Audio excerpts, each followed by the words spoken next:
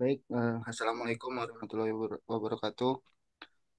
Izin kami di sini akan mempresentasikan hasil kerja dari kelompok kami mengenai ventilasi tambang. Next.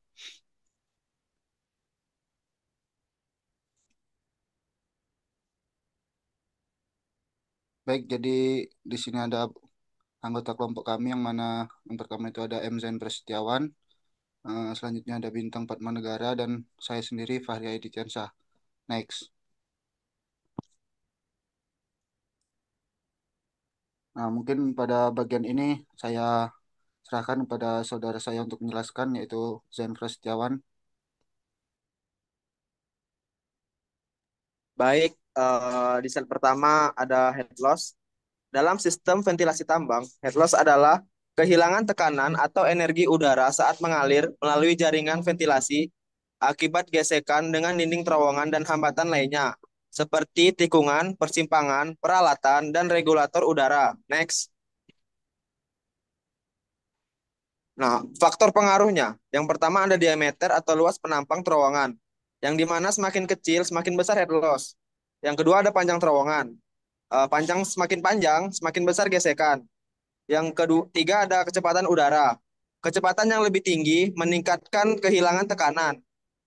Selanjutnya ada kekerasan dinding terowongan atau saluran, yang dimana dinding kasar meningkatkan gesekan. Yang terakhir ada jumlah belokan, persimpangan dan hambatan lain, katup udara, pintu geser dan lain-lain. Next, friction loss. Friction loss dalam ventilasi tambang adalah kehilangan tekanan udara akibat gesekan antara udara yang mengalir dan dinding terowongan atau saluran ventilasi. Friction loss ini merupakan bagian dari head loss mayor yang terjadi sepanjang jalur ventilasi.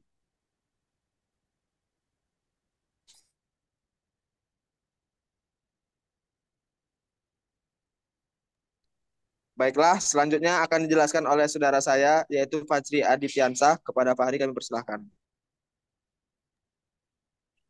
Baik, di sini ada faktor pengaruhnya. Yang pertama yaitu ukuran dan bentuk terowongan, yang mana semakin besar luas penampang terowongan, maka semakin kecil friction loss-nya. Yang kedua itu ada panjang terowongan atau saluran ventilasi. Friction loss meningkat meningkat seiring bertambahnya panjang jalur ventilasi tersebut. Yang ketiga itu kekerasan permukaan terowongan, yang mana dinding yang kasar, misalnya batuan tanpa pelapis, meningkatkan gesekan sehingga menaikkan friction loss-nya.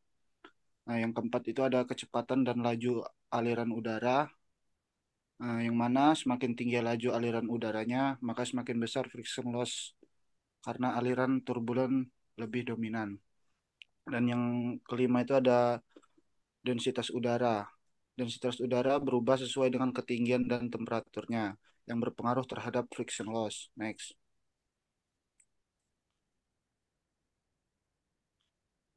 Baik, di sini ada jenis-jenis kipas. Kipas atau ventilator adalah komponen utama dalam sistem ventilasi tambang yang berfungsi untuk mengalirkan udara segar dan mengeluarkan gas berbahaya. Next.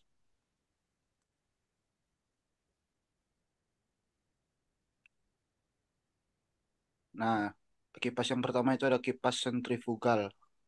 Kipas sentrifugal bekerja dengan menghisap udara secara aksial dan mengeluarkannya secara radial menggunakan impeller melengkung untuk menciptakan tekanan.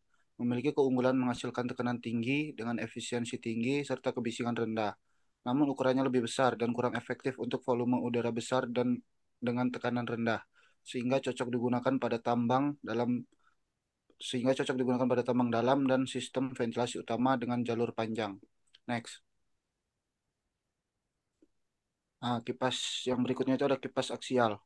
Kipas aksial bekerja dengan mengalirkan udara sejajar dengan poros kipas menggunakan bilah seperti baling-baling pesawat untuk mendorong udara. Memiliki keunggulan dalam kapasitas udara besar, ukuran lebih kecil dan ringan, serta biaya pemasangan dan perawatan yang lebih murah. Namun, kipas ini menghasilkan tekanan udara lebih rendah dan kurang efisien untuk jalur ventilasi panjang dan berkelok, sehingga cocok digunakan pada tambang terbuka, tambang dangkal, atau sebagai ventilasi tambahan. Next. Yang ketiga itu ada kipas helikal. Kipas helikal sebagai variasi kipas aksial dengan bilah berbentuk spiral. Bekerja dengan mempercepat udara melalui gerakan berputar untuk meningkatkan efisiensi. Kipas ini lebih efisien dibandingkan kipas aksial standar dan cocok untuk sistem ventilasi dengan jalur menengah. Namun tidak sekuat kipas sentrifugal dalam menghasilkan tekanan tinggi, sehingga digunakan untuk ventilasi lokal atau sekunder di tambang. Next. Yang keempat itu ada kipas jet. Kipas jet bekerja dengan prinsip dorongan jet untuk mempercepat aliran udara dalam lorong atau terowongan. Kipas ini tidak memerlukan saluran tambahan karena cukup dipasang di langit-langit atau dinding.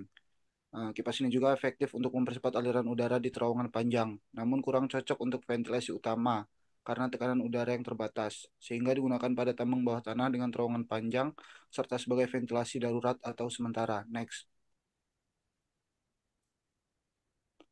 Nah, yang kelima itu ada kipas tambang portable. Kipas tambang portable biasanya berupa kipas aksial berukuran kecil yang dapat dipindahkan sesuai kebutuhan. Memiliki keunggulan fleksibilitas, biaya rendah, dan kemudahan pemasangan. Namun tidak dapat digunakan sebagai sistem ventilasi utama, sehingga cocok untuk ventilasi tambahan di area kerja yang sulit jangkau. Next. Mungkin pada slide ini akan dijelaskan oleh saudara saya Bintang Padmanegara. Baiknya untuk selanjutnya yaitu pengaruh kekurangan oksigen. Saat kadar oksigen berkurang hingga 17-19%, pekerja mulai mengalami kesulitan bernapas dan kelelahan. Selanjutnya, jika turun ke 14-16%, muncul gejala seperti sakit kepala, pusing, dan gangguan konsentrasi. Selanjutnya, jika turun lebih jauh ke 10-12%, dapat menyebabkan kehilangan kesadaran. Dan yang terakhir yaitu di bawah 6% dapat berujung pada kematian dalam hitungan menit akibat kegagalan sistem pernapasan. Dan selanjutnya yaitu kebutuhan udara bersih manusia. Yang pertama, 8-10 meter kubik per menit per orang di tambang bawah tanah. Kadar oksigen harus lebih dari 19,5%. Selanjutnya, karbon dioksida atau CO2 tidak boleh lebih dari 0,5%. Karbon monoksida harus di bawah 50 ppm. Gas beracun lainnya seperti hidrogen sulfida tidak boleh melebihi 10 ppm. Selanjutnya, gas-gas pengotor. Gas-gas pengotor adalah gas yang terdapat dalam tambang bawah tanah yang dapat membahayakan kesehatan pekerja, menurunkan kualitas udara, dan meningkatkan risiko kebakaran atau ledakan. Yang pertama yaitu karbon dioksida, metana, karbon monoksida, hidrogen sulfida, sulfur dioksida, nitrogen oksida, dan gas pengotor lainnya. Selanjutnya pengendalian gas-gas tambang, yaitu yang pertama yaitu removal, penyaliran sebelum penambangan, penggunaan ventilasi isap lokal dengan kipas. Yang kedua yaitu prevention, pencegahan, melakukan prosedur peledakan yang benar, perawatan dari motor-motor bakar yang baik, pencegahan terhadap api. Selanjutnya ketiga absorption, penggunaan reaksi kimia pada gas yang keluar dari mesin, peralatan dengan percikan air terhadap gas-gas hasil peledakan.